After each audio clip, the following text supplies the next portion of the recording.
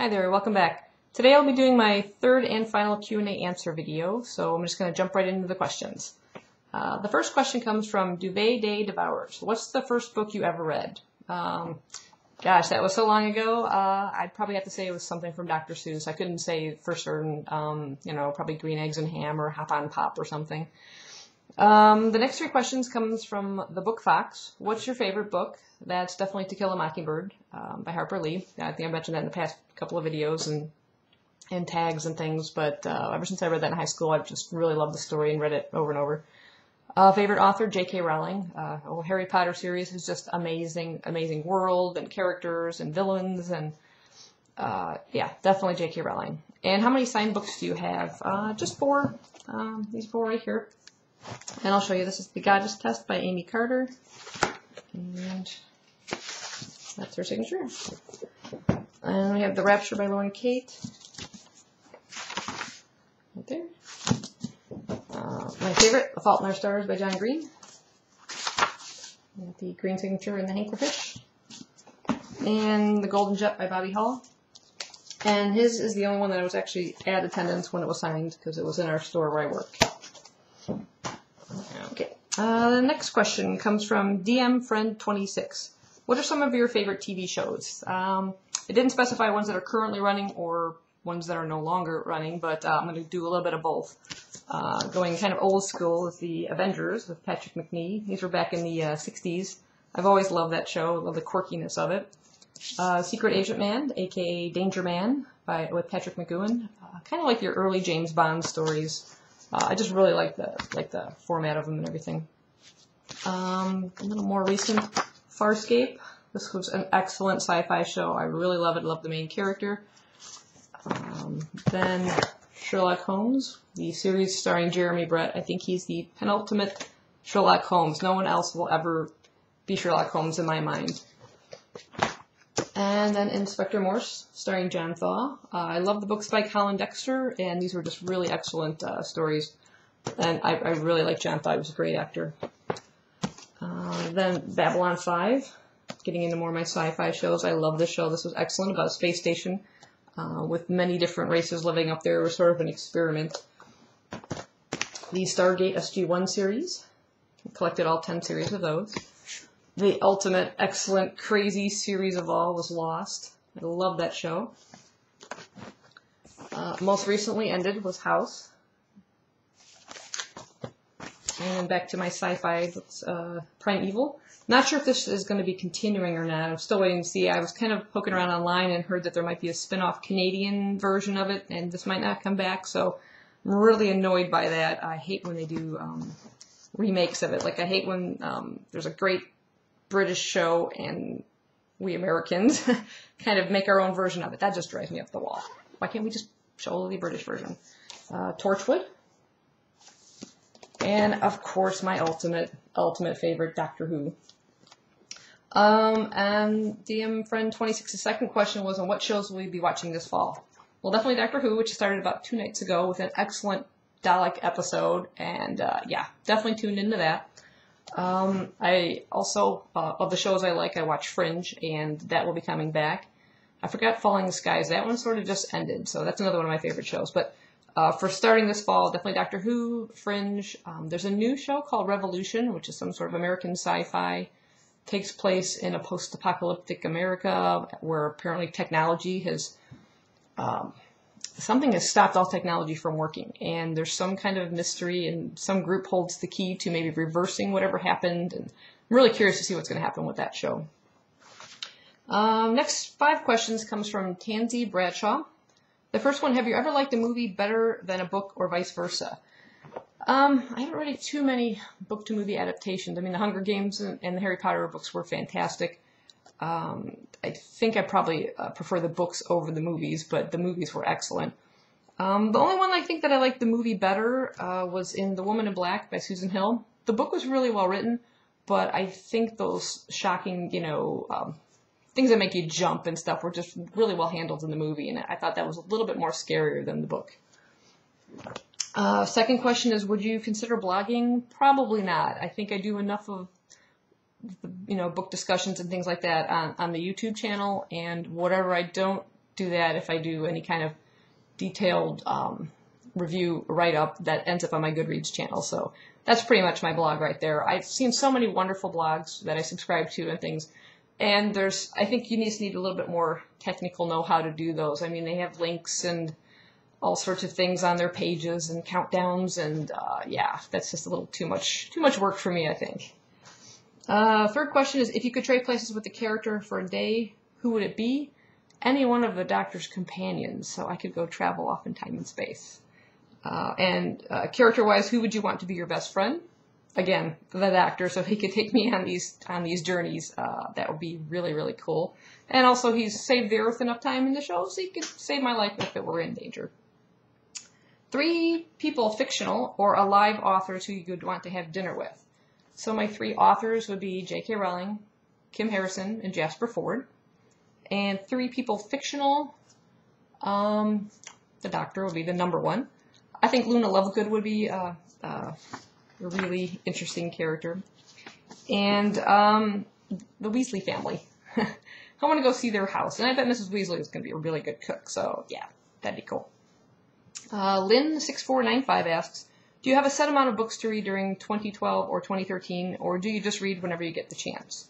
During 2011, I kind of calculated I read about 25 books. I wasn't quite as into it as I am this year, but when I joined Goodreads and really kind of got into it, saw there was like a reader's challenge, I calculated that since I wasn't reading constantly or as much as I could have the previous year, that I could do much better than 25. So I upped it to 50, and so that was my goal for this year, and I've actually already reached that goal. So depending on how many I finish off this year with, I'll probably add to it. I'm guessing maybe it'll be 75 for 2013, but we'll see. ReaditReviewedit asks 3 questions. Apart from Harry Potter, what books do you read over and over? Definitely the Kim Harrison's Hollow series. I just love that whole world. And the Jasper Fforde's Thursday Next series. Those are probably the 2 I read the most or listen to the most on my audios when I'm driving back and forth. You can't go wrong with either one of those authors. Second question, do you have any kids? Does a furry 4-legged 10-year-old with a tail count? And if not, then no. No kids. And third question is, can I have your job? As soon as I retire, I'll let you know. You may have a bit of a wait. BookYAReview asks 4 questions. What's your favorite book of 2012 so far? That would have to be The Fault in Our Stars by John Green. This one sort of launched me into the YA reading for this year, and found so many good books from that. This was just such a moving, emotional story. I've never cried that much at the end of the book. I know some people say, it didn't affect me that much. This one did. So this is definitely my top book of the year so far. Your least favorite book of 2012? I probably have to say it was Empty by Suzanne Wynn. This is a story about a kind of well, not really dystopian. It's like apocalyptic, post-apocalyptic. It's a future, but the very near future. A lot of the fossil fuels are running out, so no gas, no fuel, no heat, no electricity.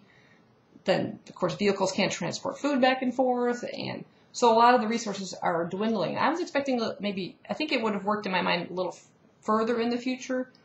I was expecting more of a survivalist kind of story, and it was just a little disappointing. The characters, the teens in this, weren't reacting to the severity of the situation as much as I was expecting, and it was just a bit of a letdown. So yeah, that would be my least favorite. If you could choose 2 authors to write a book together, who would they be? A really interesting question. I thought about it for a bit, and I had one author in mind was going to be Douglas Adams, but since he was recently deceased, I switched that author to Neil Gaiman and collaborating with Jasper Fforde. These both have such inventive worlds and characters. I would love to see what they come up with. Hence, Douglas Adams was also an excellent choice from Hitchhiker's Guide to the Galaxy. I mean, what a nutty place that was. So yeah, I think Neil Gaiman and Jasper Fforde could come up with something really, really interesting. And his 4th question is, what's your most anticipated book of the year for 2013? That would be Requiem, the 3rd and final book in the Delirium trilogy from Lauren Oliver. I really want to know how that series ends up. Really enjoyed that. Okay, the next question comes from TheBookJazz. Did you always want to work with books, or was another job your dream job? Well, growing up, I kind of thought archaeology would be really neat, digging up dinosaurs and ancient Egyptian finds and stuff like that. Another dream job, I'd love to be a storm chaser. I'm addicted to those shows on TV. I love watching storms when they're outside, and yeah, you have to haul me back in again. Unfortunately now with my dog Skippy, who's storm phobic, just the sound of rain in the house, if she hears it on the roof, freaks her out. So I have less of an interest when storms come. I can't get any sleep from her. But yeah, that was another one, was storm chasing. On a more practical note was, actually when I started going to school, I was going to go into sports medicine. I had been involved in sports for so long and had my own share of injuries, so I've seen what those people do to get the athletes back on the field and everything, and I thought that would be kind of neat. And I actually started taking some courses in it in college, but the program kind of fell down behind me. There wasn't enough enrollment in it, and they were going to be dropping the program. So I started just switching to, generic courses and things like that, and took some art courses. And I'd say my ultimate dream job, even maybe to this day, would be to design book jackets. I have such a love of cover designs and stuff like that, so I would love to design book covers. The next question comes from GloriousNonsense. 2 questions. This might be too personal, but how much do you say you spend monthly on books? I'd probably have to say anywhere from $25 to $35. Yeah, and the second question is, do you try to stick to a budget? I haven't, but I definitely need to. Between the book buying bans, which I tried my first one and wasn't too successful at, I will try to implement some further ones, but I'm definitely going to have to do some kind of a budget to limit my buying. I still have enough books that I can read that are on those shelves, which if you looked at my bookshelf tour, I have a huge TBR pile, so, but, you know how it is. You see that book, I'm like, oh, I've got to get that book. But yeah, some budget needs to be implemented here. MrSNAKEx asks, what is your favorite post-apocalyptic book you've read? I would say that's Partials by Dan Wells. Yeah, this was really interesting. I love the concept of the Partials, these sort of human-looking cybernetic beings that were created to fight the wars and then kind of turned on us. Has that Terminator-type feel to it. I love the twists in the book. There was a big surprise in there. I actually was not expecting. Maybe it was glaringly obvious, but I don't know. I didn't see it coming. But I'm really anticipating. This is another one that's the sequel I'd be anticipating. But yeah, this was definitely one of my favorites in that genre. I'm not sure how to pronounce this one. Aluenvey, and I'll spell it Aluenvey, and I apologize if I'm not pronouncing that correctly. Asks 2 questions. When you pick out a dystopian novel, is your preference for young adult or for full-blown adult? It doesn't really matter. I enjoy both, but I'm finding a lot more dystopian titles that I'm interested in the YA age group. So yeah, there just seems to be a lot more of them out there. And the second question is, are there certain limits on how dark a young adult dystopian novel should be compared to an adult dystopian novel? I don't think so. I think kids are exposed to so much with television shows these days that I don't think it could be too dark. I think they can make their own judgments. Yeah, no, I don't think there should be limits on that. The last question is by NReluctant. Have you ever considered writing a book, or have you already? Well, I've done 2 things. The first one is I was asked by a friend of mine to illustrate a children's book that she had an idea for. And I ended up kind of helping co-write it. And it's not something that was ever published or anything. I just have a mock up here in black and white. But it was Bumble the Bee. And it's about a nearsighted bee who doesn't want to wear his glasses. So it's sort of to teach kids that wearing glasses is okay. And it's like a rhyming story. There's his home. Kind of goes, if you should walk amongst the trees, beware of Bumble. He's a silly little bee. And there's just all pictures of him flying around and scaring the other bees because he nearly hits them because he's not wearing his glasses. Some other characters in there, a girl, and some flying back home. You can't see where he's going, so he smacks into a tree. He gets all dizzy. So yeah, I had a lot of fun doing this. That's him at home, and his mom. And there's like a whole thing with his family album, and they're all wearing their glasses, so like everybody in the family has glasses, so it's okay. So yeah, I had a lot of fun doing that. So that was like my first attempt at sort of writing, sort of illustrating something. After that, I had so much fun doing that I started getting ideas for like kids' poems and stuff. So I just dabbled a little bit at that. I kind of like to go back to it, I think. But just an example, this is one about the sun. And I thought it'd be kind of neat just having a little cartoon down at the bottom, maybe a little bit of color in it. And so this one is the sun. Up above the bright yellow sun, out we go to have some fun. But when it sets, the time has come to go inside, our day is done. So I don't know if it's any good. I'm not really a poet, but it was just something fun to do. And the third and final attempt at writing was, as I showed you before, I'm a big fan of the Babylon 5 TV series. And when this was ongoing, I was really, really into it, and I got the idea to try and write some fan fiction. And I had this really cool concept. They had these evil beings in the show called the Shadows, and that's like the shadows there. And I just started writing, and I'd write longhand anywhere, wherever I was, and then I'd go home and type it up and write. And I was writing for quite a bit, and I literally I kind of created this little binder of the book, what I have. And I have about, I think it's 22 chapters. So all that writing, and then I just kind of hit like a bit of a wall, and I stopped writing for a while, and it was quite a bit. And by the time I went back to it, I could not remember the plot whatsoever. And to this day, I would love to finish this, but I have no idea where I was going with this story. Biggest mistake I ever did was not write an outline for the book. So I don't know.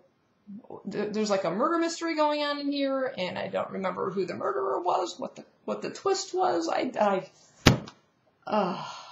Probably one of my most embarrassing moments in my own head. But now you can share with it. I can't finish this piece of fan fiction. I don't know if it was any good anyway, but I would like to know how it ended. It's sort of like a book missing the second half, you know. So yeah, that was my attempt at writing. Go. Yeah, never again. Anyway, so I hope you enjoyed these videos. I enjoyed seeing some of your questions. Some were really inventive, and thank you very much everybody who participated, and I'll see you soon. Thanks. Bye-bye.